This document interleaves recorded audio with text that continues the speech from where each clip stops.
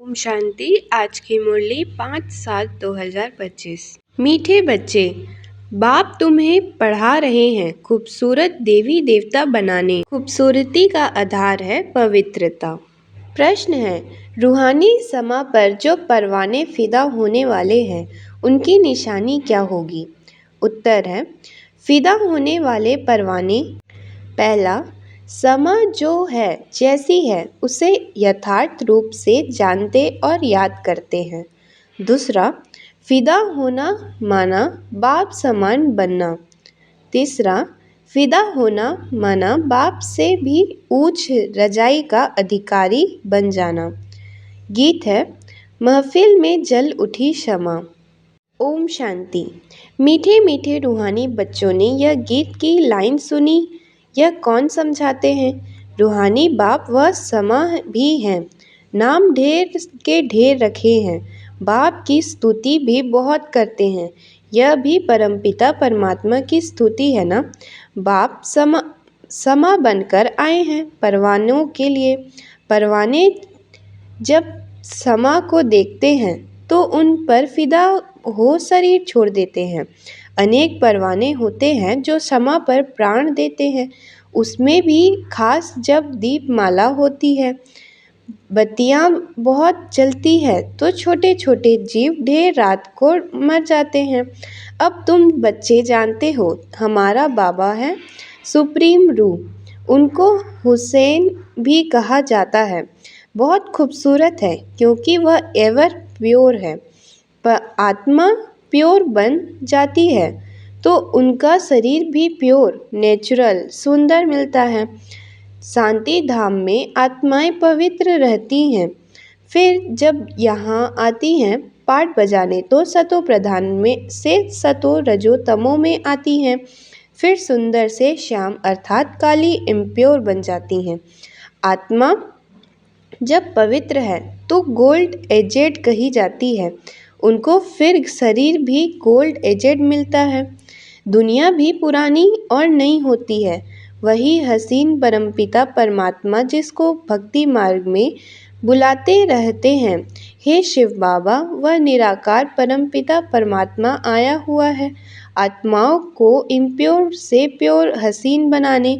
ऐसे नहीं आजकल जो बहुत खूबसूरत हैं उनकी आत्मा पवित्र है, नहीं, भल शरीर खूबसूरत है फिर भी आत्मा तो पतित है ना। विलायत में कितने खूबसूरत बनते हैं जानते हो? यह लक्ष्मी नारायण है सतयुगी खूबसूरत और यहाँ है हेल के खूबसूरत। मनुष्य इन बातों को नहीं जानते, बच्चों की ही समझाया जाता है। यह है नर्क की खूबसूरती। हम अभी स्वर्ग के लिए नेचुरल सुंदर बन रहे हैं। 21 जन्म के लिए ऐसे सुंदर बनेंगे। यहाँ की खूबसूरती तो एक जन्म के लिए है। यहाँ बाबा आया हुआ है। सारी दुनिया के मनुष्य मात्र तो क्या दुनिया को भी खूबसूरत बनाते हैं।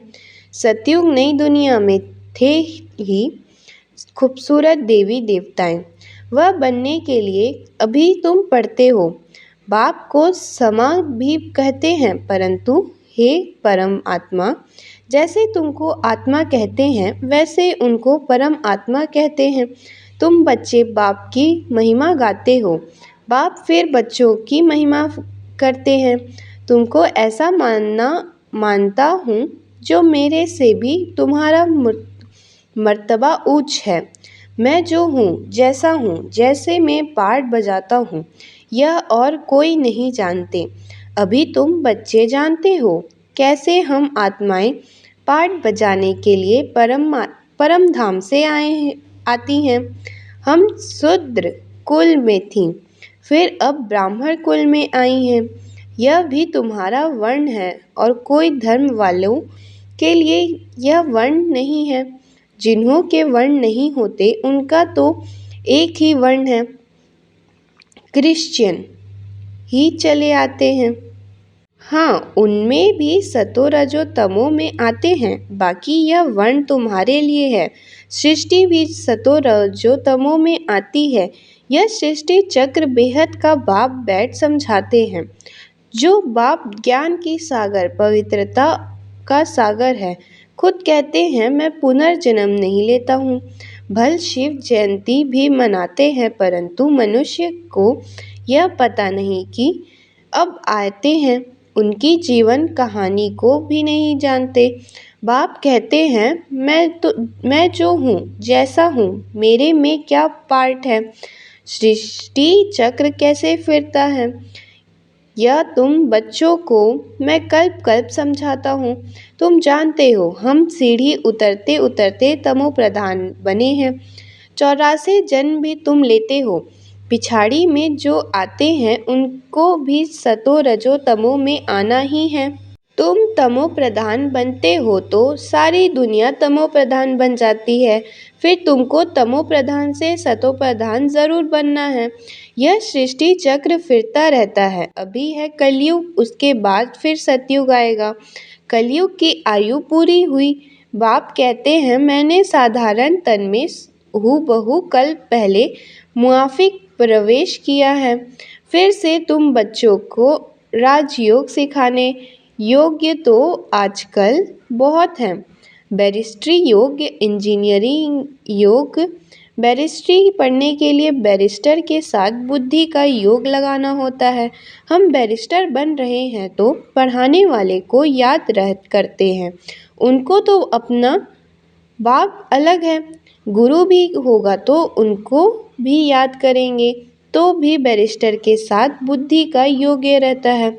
आत्मा ही पढ़ती है, आत्मा ही शरीर द्वारा जज, बैरिस्टर आदि बनती है। अभी तुम बच्चे आत्मा अभिमानी बनने के संस्कार अपने में डालते हो। आधा कल्प देह अभिमानी रहे, अब बाप कहते हैं देह अभिमानी बनो। आत्मा में ही पढ़ाई के संस्कार है, मनुष्य आत्मा ही जज बनती है। अभी हम विश्व का मालिक देवता बन रहे हैं, पढ़ाने वाला है शिव बाबा, परमात्मा। ये वही ज्ञान का सागर, शांति संपत्ति का सागर है। यह भी दिखाते हैं सागर में रत्नों की थालियाँ निकलती हैं। यह है भक्ति मार्ग की बातें। बाप को रेफर करना पड़ता है। बाप समझाते हैं यह है अविनाशी ज्ञान रत्न। इन ज्ञान रत्नों से तुम बहुत साहूकार बनते हो और फिर हीरे जवाहर भी तुमको बहुत मिलती हैं। यह एक एक रत्न लाखों रुपए का है जो तुमको इतना साहूकार बनाती हैं। तुम जानते हो भारत की वाइसलेंस वर्ल्ड था, उसके पवित्र देवताएं रहते थे, अभी सावरे अपवित्र बन गए हैं। आत्माओं और परमात्मा का मेल होता है। आत्मा शरीर में है तभी सुन सकती है, परमात्मा भी शरीर में आता है। आत्माओं और परमात्मा का घर शांति धाम है, वहाँ चूरपुर कुछ भी नहीं होती है। यहाँ परमात्मा बाप आकर बच्चे से मिलते हैं, शरीर सहित मिलते हैं। वहाँ तो घर है, वहाँ विश्राम पाते हैं। अभी तुम बच्चे पुरुषोत्तम संगम युग पर हो, बाकी दुनिया कलयुग में है। बाप बैठ समझाते हैं, भक्ति मार्ग में खर्चा बहुत करते हैं, चित्र भी बहुत बनाते हैं, बड़े बड़े मंदिर बनाते हैं। नहीं तो श्री कृष्ण का चित्र घर में भी तो रख सकते हैं ना। बहुत सस्ते चित्र होते हैं, फिर इतना दूर दूर मंदिरों में क्यों जाते। यह है भक्ति मार्ग। सतयुग में यह मंदिर आदि होते नहीं, वहाँ में ही मनु पूज्य, कलयुग में है पुजारी। तुम अभी संगम युग पर पूज्य देवता बन रहे हो, अभी तुम ब्राह्मण बने हो। इस समय तुम्हारा यह अंतिम पुरुषार्थी शरीर मोस्ट वैल्यूबल है। इनमें तुम बहुत कमाई करते हो। बेहद के बाप के साथ तुम खाते पीते हो, पुकारते भी उनको हैं। ऐसे नहीं कहते श्री कृष्ण से खाओ, बाप को याद करते हैं। तुम माता पिता, बालक तो बाप के साथ खेलते रहते हैं। श्री कृष्ण के हम सब बालक हैं, ऐसे नहीं कहेंगे। अभी आत्माएं परमपिता परमात्मा के बच्चे हैं। आत्मा शरीर द्वारा कहती हैं आप आएंगे तो हम आपके साथ खेलेंगे, खाएंगे, सब कुछ करेंगे। तुम कहते ही हो बाप दादा, तो जैसे घर हो गया। बाप दादा और बच्चे, यह पर ब्रह्मा है बेहद का रचयिता। बाप इनमें प्रवेश कर इनको एडॉप्ट करते हैं, इनको कहते हैं तुम मेरे हो। यह है मुख्य वंशावली। जैसे स्त्री को भी एडॉप्ट करते हैं ना, यह भी मुख्य वंशावली ठहरी। कहेंगे तुम मेरी हो, फिर उनसे खूब वंशावली बच्चे पैदा होते हैं। यह रस्म कहाँ से चली? बाप कहते हैं मैंने इनको एडॉप्ट किया है ना, इन द्वारा तुमको एडॉप्ट करता हूँ। तुम मेरे बच्चे हो, परंतु यह है मेल तुम सभी को संभालने के लिए। फिर सरस्वती को भी एडॉप्ट किया, उनको माता का टाइटल मिला। सरस्वती नदी, यह नदी माता नहीं हुई ना, बाप सागर है, यह भी सागर से निकली हुई है। ब्रह्मपुत्रा नदी और सागर का बहुत बड़ा मेल लगता है। ऐसा मेला और कहाँ लगता नहीं, वह है नदियों का मेला। यह है आत्मा और परमात्मा का मेला। वह भी जब शरीर में आते हैं तब मेला लगता है। बाप कहते हैं मैं हुसैन हूँ, मैं उनसे कल्प कल्प प्रवेश करता हूँ। यह ड्रामा में नूंद है, तुम्हारी बुद्धि में सारे सृष्टि का चक्र है। उनकी आयु 5000 वर्ष है। इस बेहद की फिल्म से फिर हद की फिल्म बनाते हैं। जो पास्ट हो गया, जो प्रेजेंट होता है, प्रेजेंट फिर फ्यूचर बनता है, जिसको फिर पास्ट कहा जाता है। पास्ट होने में कितना समय लग गया, नई दुनिया में आए कितने समय पास्ट हुआ। 5000 वर्ष। तुम अभी हर एक सदर्शन चक्रधारी हो। तुम समझाते हो हम पहले ब्राह्मण थे फिर देवता बने। तुम बच्चों को अभी बाप द्वारा शांति धाम सुख धाम का वर्षा मिलता है। बाप आकर के 3 धर्म इकट्ठा स्थापन करते हैं, बाकी सबका विनाश करा देते हैं। वापस ले जाने वाले तुमको सतगुरु बाप मिला है, बुलाते भी हैं हमको सदगति में ले जाओ, शरीर को खलास कराओ। ऐसी युक्ति बताओ जो हम शरीर छोड़ शांति धाम चले जाएं। गुरु के पास भी मनुष्य इसलिए जाते हैं, परंतु वह गुरु तो शरीर से छुड़ाकर साथ में ले नहीं जा सकते। पतित पावन है ही एक बाप, तो जब आते हैं तो पावन ज़रूर बनाना पड़े। बाप को ही कहा जाता है कालों का काल महाकाल। सभी को शरीर से छुटकारा साथ ले जाते हैं। यह है सुप्रीम गाइड। अभी आत्माओं को वापस ले जाते हैं। यह छीछी शरीर है, इनके बंधन से छूटना चाहते हैं। कहाँ शरीर छूटे तो बंधन छूटे। अभी तुमको इन सब आसुरी बंधनों से छुटकारा सुख के देवी संबंध में ले जाते हैं। तुम जानते हो हम सुखधाम में आएंगे वाया शांति धाम, फिर दुख धाम में कैसे आते हो यह भी तो तुम जानते हो। बाबा आते ही हैं श्याम से सुंदर बनाने। बाप कहते हैं मैं तुम्हारा ओबीडियंट सच्चा फादर भी हूँ।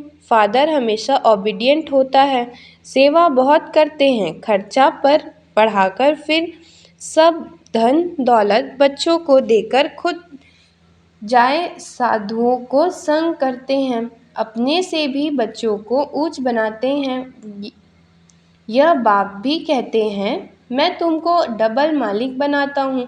तुम विश्वास का भी मालिक हो तो ब्राह्मण का भी मालिक बनते हो। तुम्हारी पूजा भी डबल होती है, आत्माओं की भी पूजा होती है, देवता वर्ण में भी पूजा होती है। मेरी तो सिंगल सिर्फ शिवलिंग के रूप की पूजा होती है। मैं राजा तो बनता नहीं हूँ, तुम्हारी कितनी सेवा करता हूँ। ऐसे बाप को फिर तुम भूलते क्यों हो? हे आत्मा, अपने को आत्मा समझ मुझे याद करो तो तुम्हारे विकर्म विनाश होंगे। तुम किसके पास आए हो? पहले बाप फिर दादा। अभी फादर, फिर ग्रेट ग्रेट ग्रैंडफादर आदि देव एंड क्योंकि एडीएम, क्योंकि बहुत बिरादरियां बनती हैं ना। शिव बाबा को कोई ग्रेट ग्रेट ग्रैंडफादर नहीं कहेंगे। क्यों? हर बात में तुमको बहुत ऊंच बनाते हैं। ऐसा बाबा मिलता है, फिर उनको तुम भूलते क्यों हो? भूलेंगे तो पावन कैसे बनेंगे? बाप पावन बनने की युक्ति बतलाते हैं। इस याद से ही खाद निकलेंगी। बाप कहते हैं, मीठे मीठे लाडले बच्चे, दे अभिमान छोड़, आत्मा अभिमानी बनना है, पवित्र भी बनना है। काम महाशत्रु है, यह एक जन्म मेरे खातिर पवित्र बनो। लौकिक बाप भी कहते हैं ना, कोई गंदा काम नहीं करो, मेरी दाढ़ी की लाज रखो। पारलौकिक बाप भी कहते हैं, मैं पावन बनाने आया हूँ, अब काला मुंह मत करो, नहीं तो इज्जत गंवाएंगे। सभी ब्राह्मणों की और बाप की भी इज्जत गंवा देंगे। लिखते हैं, बाबा हम फिर गया, काला मुंह कर दिया। बाबा कहते हैं, मैं तुमको हसीन सुंदर बनाने आया हूँ, फिर काला मुंह करते हो। तुम्हें तो सदा हसीन बनने का पुरुषार्थ करना है। अच्छा।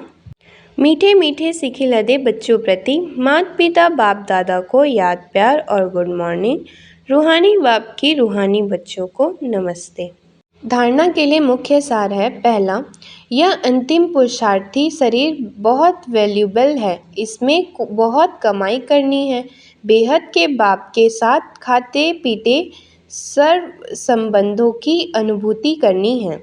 दूसरा, कोई भी ऐसा कर्म नहीं करना है जिससे ब्राह्मण परिवार की व बाप की इज्जत जाए। आत्म अभिमानी बन पूरी पवित्र बनना है। याद से पुरानी खाद निकालनी है।